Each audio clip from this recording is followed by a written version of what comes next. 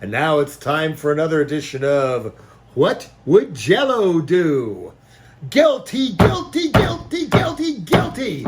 Totally fucking guilty. Finally, a cop in uniform in the so-called line of duty convicted of cold-blooded murder. It shocked me clear back in 1982 when I saw an MDC flyer justifying their millions of dead cops name, pointing out that no cop had ever been convicted of murder. What? Really? And then, after the verdict on Derek Chauvin is announced, there's Al Sharpton saying 40 years later that this was the first time that there had ever been a murder conviction. We can only hope it stands. But feel the magic, savor the moment, but somehow, after it came down, I didn't find myself feeling joy or anything like it. I just felt sad. Fighting back tears as I said the name, George Floyd, and so many other names, again and again.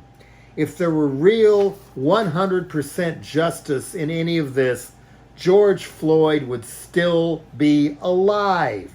And Daunte Wright would still be alive. Michael Brown, Trayvon Martin, Tommy Rice, Oscar Grant, Gerald Hall, Breonna Taylor, and even more since Chauvin got nailed and stuff. Even more.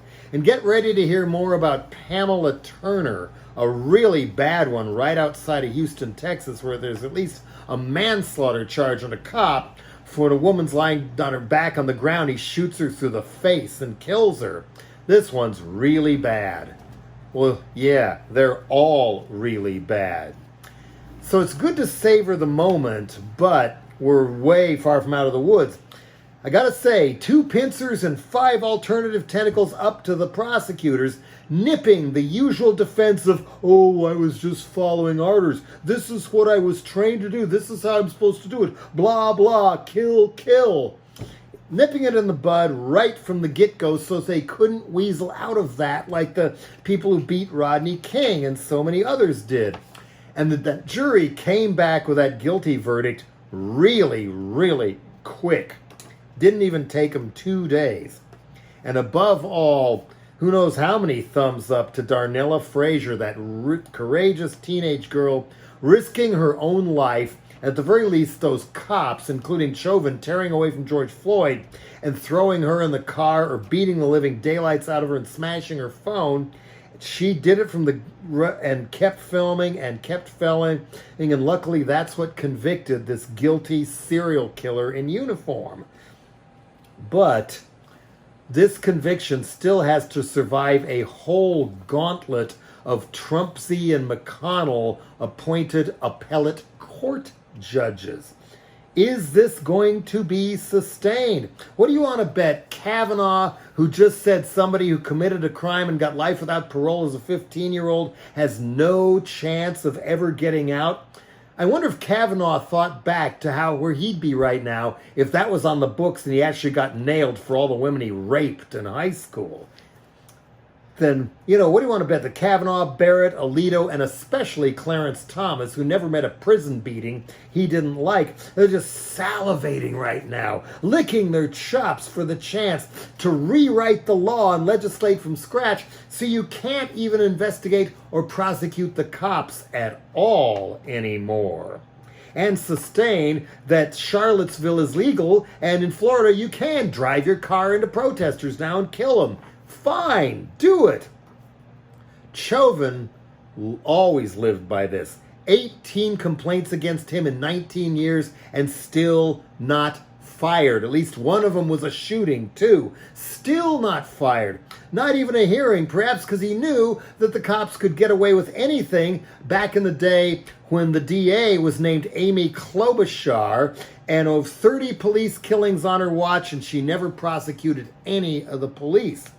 But look at these videos. Now that we have the video, Daunte Wright, Ma'Khia Bryant, Adam Toledo, 13 years old with his hands up. Jacob Blake in the back. Bang, bang, bang, bang, bang, bang, bang, bang, bang, bang, bang, bang, bang. Really fast. Bang, bang, bang, bang. Pull the trigger. Bang, bang, bang, bang, bang, bang. Not one, not stop or I'll shoot. Bang, bang, bang, bang, bang, bang, bang, bang. What this means is, for crying out loud, I don't care how people think it's a bad idea and a bad thing to say. We got to revisit defund the police. Defund the police. Or at the very least, disarm the police. You don't need a gun to get a homeless person on the street to a shelter. You don't need a gun to pick up somebody who's ODing on drugs or having a health issue and put them in an ambulance. You don't need a gun to pull people like Daunte Wright over and write a traffic ticket. And even if you find he's got warrants, just go back to the car and call for the backup who does have more weapons.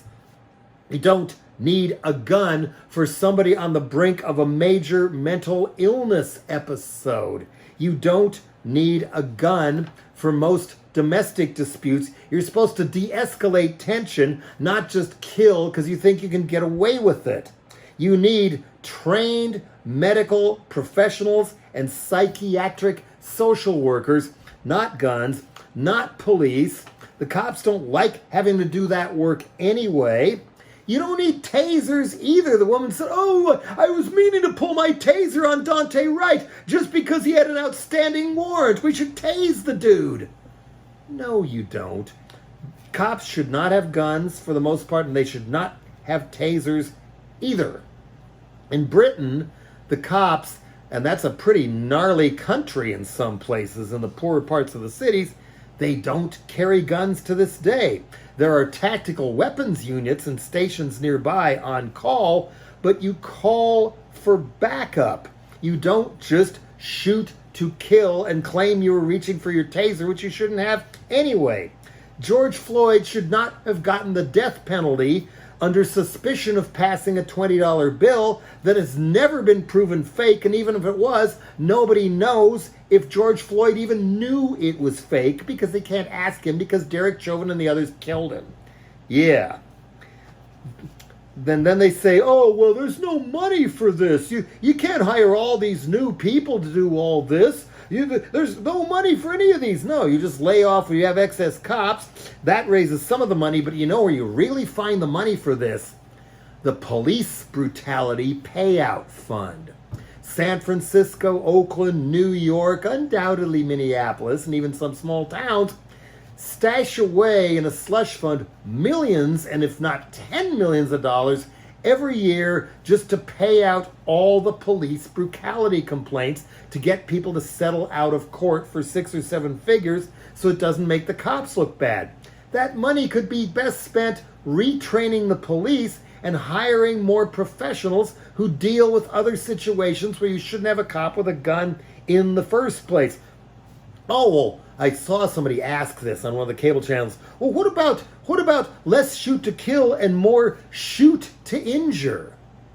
Again, do you really need to shoot to injure Daunte Wright over what outstanding warrant when you pull over his car or something like that? You don't need to shoot to injure, and especially when cops are so filled with adrenaline, feel threatened, because that's what they're trained for. Oh my God, a black person, they're getting out of the car. Bang, bang, bang, bang, bang, bang, bang, bang. A teenage girl, Makia's getting in a fight with somebody pulling a silver object. Don't just shoot her hand. Oh no, bang, bang, bang, bang, bang, bang, bang. And part of the reason for that is a lot of cops can't shoot straight in the first place. You shoot to injure and you blow somebody's head off by mistake. You shoot to injure, tase to injure, you shoot Daunte Wright to death instead. Talk about poor training. I know the feeling. You got a gun in your hand, it's tension. I mean, I've only fired a gun 3 times in my life, and the middle one was when I was visiting none other than William Burroughs in Lawrence, Kansas. What did he want to do? He wanted to go shooting. So when in Rome, do what the Romans do. It's the only time I ever fired a pistol. And sure enough, I'd had some really bad stuff go down in my life, primarily because of one person. And when I was supposed to be looking at the target, and aiming. Instead, I just was bang, bang, bang, bang, bang, bang, bang, bang, thinking of that person. I think I fired 2 sets of rounds. I missed the target every single time because the adrenaline was doing the shooting rapid fire instead of any kind of aim fire, something like that. Shoot to injure? Seriously? No! Not all cops should carry guns, and we shouldn't have so many cops, let alone SWAT teams and tanks and everything else, in the first place. There was a woman, an ex-legislator, who talked about leaving to join the police department. She wanted to make more difference there, and she couldn't believe how little time was spent actually training the cops to use their guns properly. Standing there and shooting way far away at a paper target is not the same as trying to defuse 2 teenage girls fighting each other at a foster home in the middle of the street. It doesn't work that way. Amadou Diallo, remember him? The African, I think he was from Guinea or one of the places in Africa, and suspecting him of sexual assault, whether he did or not, a bunch of New York City cops go to his apartment door, knock on the door. As soon as he answers, they don't even say police, show their badges. They just all opened fire on the guy, shooting at him 41 times. And he'd never even been arrested. 41 times for opening his own front door while black. But here's what I'm getting at. Of those 41 shots fired at point blank range, they only hit him 19 times. Shooting to injure is not going to solve this problem unless, and I've said this about the Second Amendment too, okay, we got to let people have the guns, but we don't have to let them have any bullets. Tranquilizers. Why not tranquilizers? Hunters, you shoot with a tranquilizer, you get your selfie by the 12-point buck, and then you get to let it live, and then you can go hunt it another time and shoot it again, because it still gets to live. Tranquilizers in the police guns instead of bullets, and think of all these people who would still be alive today. Roll the sound. Yeah, it's going down, know what I'm saying? Boys on the stone. This is part of a long track by the legendary and unfortunately late Houston DJ Screw. Turn the volume back up, we're fine. I mean, 350 mixtapes in 7 years. That's even more than Wesley Willis CDs. He had the screwed up clique who'd come and there might be something going on along track. Here, you, quick, do some freestyle. Okay, now here, it's your turn. And there was maybe 7 or 8 inner ones, a few more outside ones. Guess who this is? B-I-G-F-L-O-I-D. B-I-G-F-L-O-I-D.